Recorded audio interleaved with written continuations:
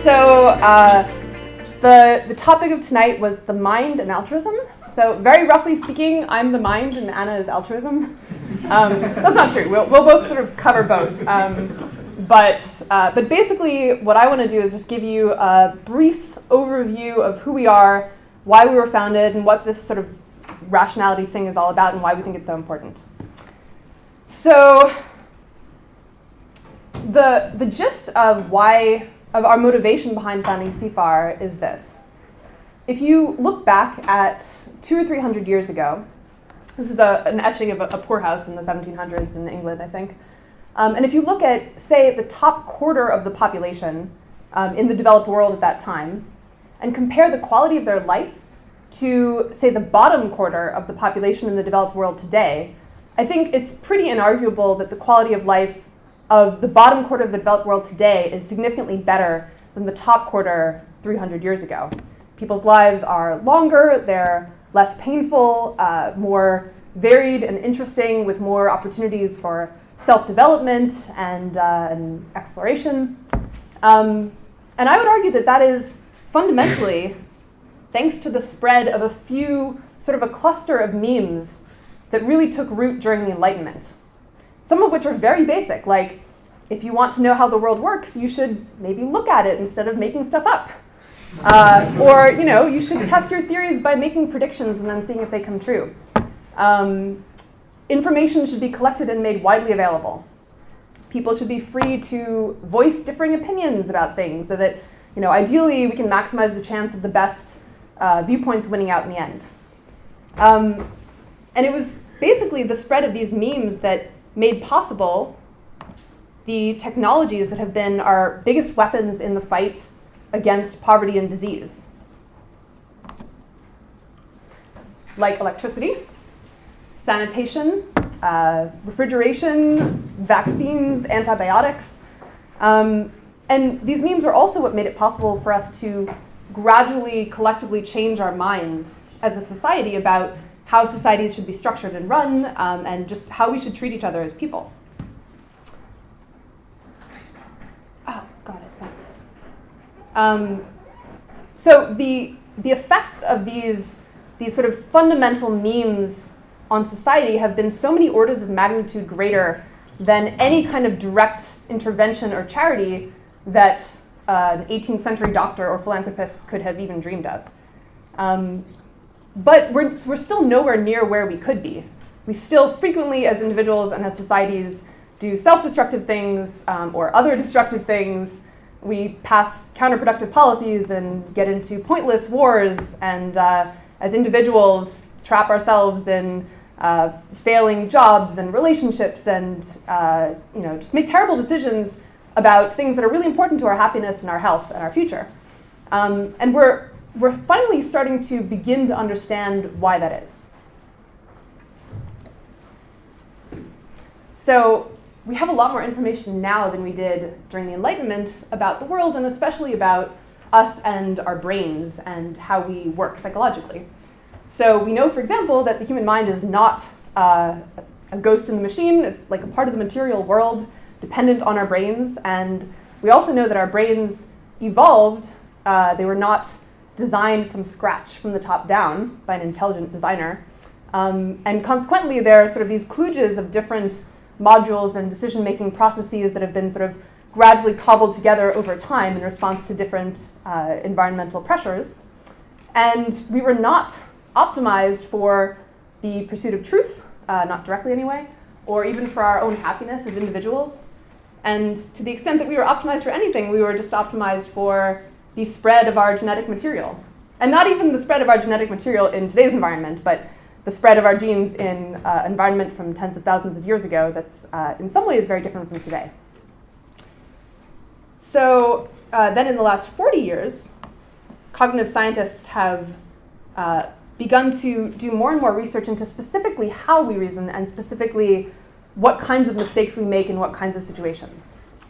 So the field that CFAR draws a lot of its support from is called the Heuristics and Biases subfield of cognitive science.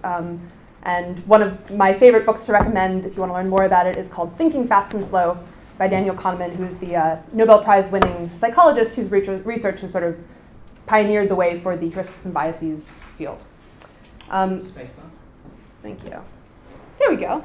So just to give you a few examples of the kinds of endearing mistakes that the human brain tends to make, we find it really hard to change our minds, especially about things that we see as sort of part of our identity, like politics or religion. We get emotionally attached to beliefs after we've held them, and especially after we've argued them publicly to other people. And even if we don't realize it, we evaluate evidence differently depending on whether it supports something that we already believe or want to be true. We're really bad at predicting what's going to make us happy. We invest a lot of time and money and just emotional effort in things, objects, achievements, etc., that we really think are going to make us super happy, and maybe they do briefly, and then sort of fades away, and we like end up back roughly at the happiness level we were at. So this is an image of the hedonic treadmill, which is the scientist's name for this general phenomenon. We're kind of emotionally miscalibrated, meaning we're frequently too afraid of things relative to how dangerous they actually are, like public speaking.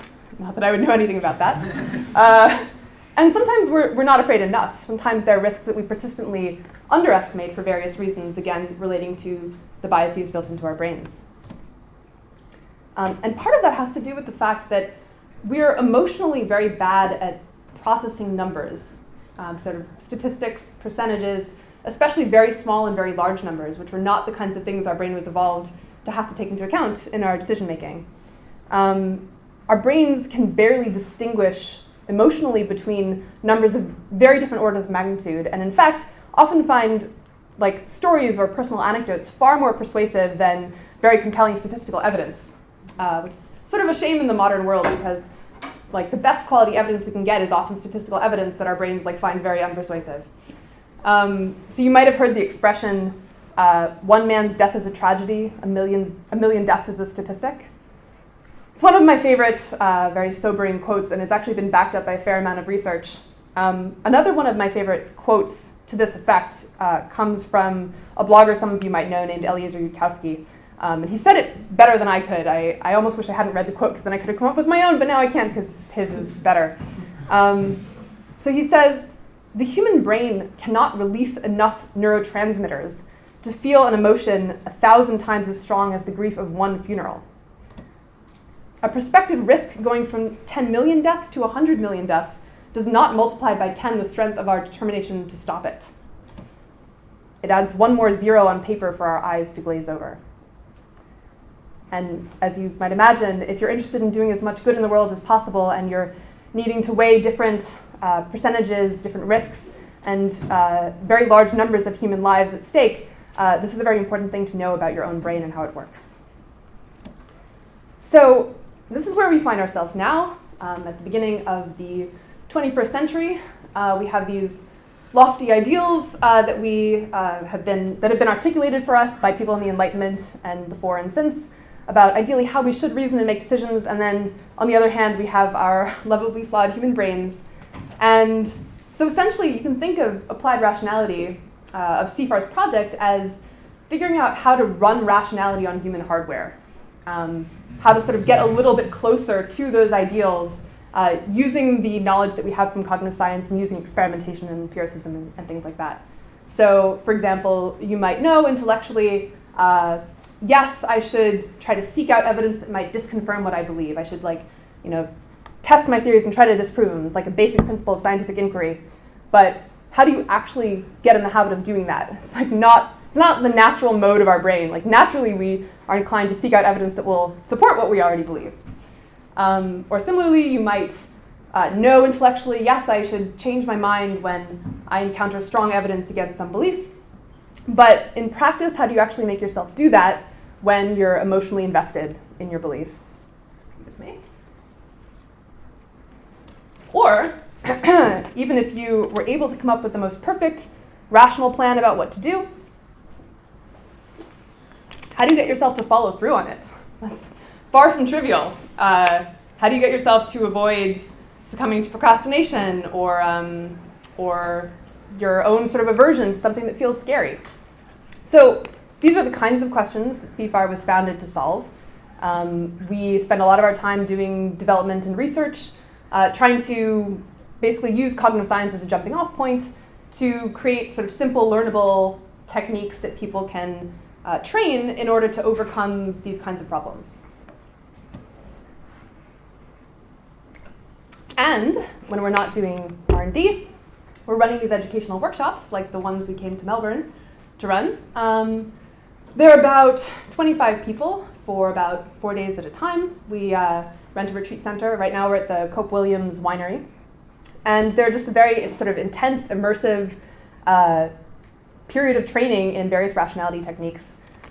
We take all sorts of applicants, but we give a special priority to people who are interested in helping the world and want to use rationality techniques to help them do that more effectively. We have a few alumni of CFAR workshops here in the audience. Want to raise your hand if you've been to a CFAR workshop? 5 people, awesome. Cool, well, if any of you want like an insider scoop that's less biased than the president of the organization, you can talk to one of those people. Oh, and is there anyone in the audience who's already signed up for a workshop here? Awesome, cool. Right, I'll get to know you guys better in a few days. So the philosophy of these workshops is basically that we're trying to teach skills rather than teaching concepts. We think of rationality as being kind of like a martial art, in that like if I stood up here and tried to explain or even maybe demonstrate a martial art technique, like this is how you do an upper left hook.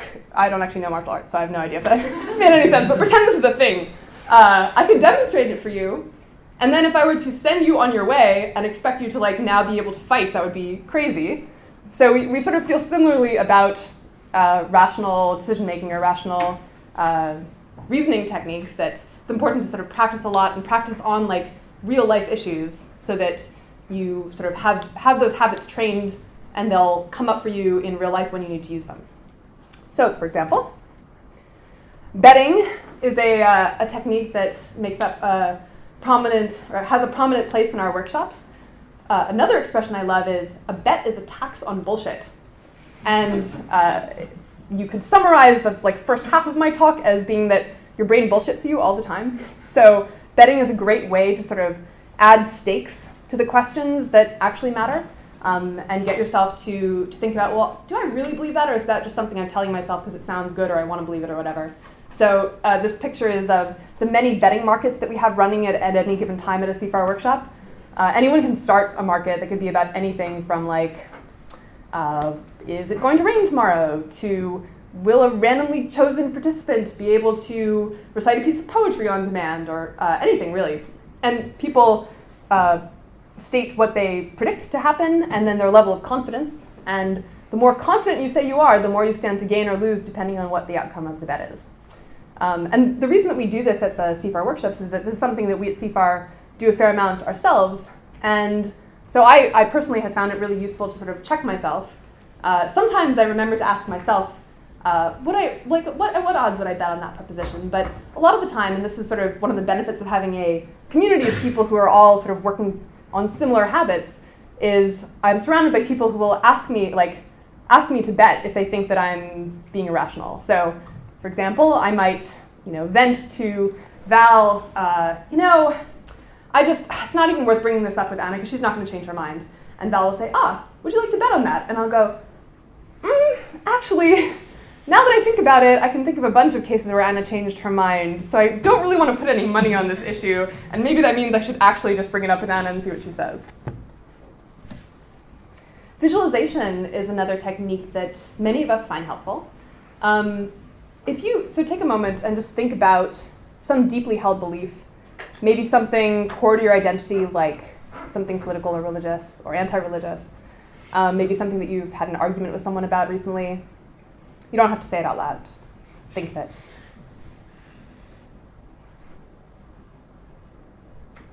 It feels like part of you, doesn't it? It's your belief. It feels like something that's sort of core to your conception of yourself. And consequently, when someone attacks that belief, it feels like they're attacking you. or at least that's how I and many other people experience it. So something I found personally very useful, especially in a sort of argument setting, but even when I'm maybe reading an article that is critical of some belief or belief system that I have, is to mentally separate myself from the belief that I feel like defending. So I literally actually picture the belief in some abstract sense existing a couple feet outside of my body, or maybe on the table in between me and the person I'm talking to. I'm not like picturing it looking like anything, but I sort of have a sense of its location, the same way you have a vague sense of where your house is relative to here, if you have a better sense of direction than me. So then when my position gets attacked, I feel like this thing that I can sort of examine is being attacked, and it's not like I personally am being attacked. And interestingly, I had come up with this myself, and then I was telling our co-founder Critch about it, and he was like, "You do that too? You're kidding! I do that myself. I've been doing it for years. I never knew anyone else did it." Which is a nice, it makes me feel less special, but it's a nice, independent confirmation that this stuff is not just idiosyncratically helpful for one of us, but is maybe a more generalizable technique. And when we find promising techniques, we test them out on small groups of people and follow up and collect some data, and then the most promising set of techniques we teach at our workshops. Reframing is another sort of class of techniques that we find really helpful.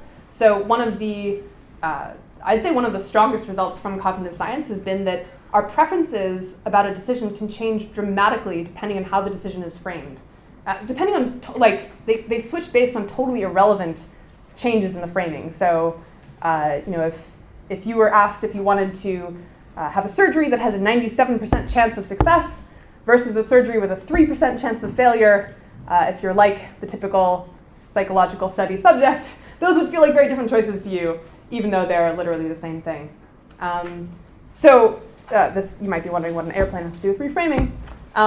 But one of my favorite examples of a reframe comes from an alum of one of the CFAR workshops who was thinking about taking this job. He'd gotten a really sweet, juicy job offer in Silicon Valley that would have him making about $50,000 per year more than he was currently making.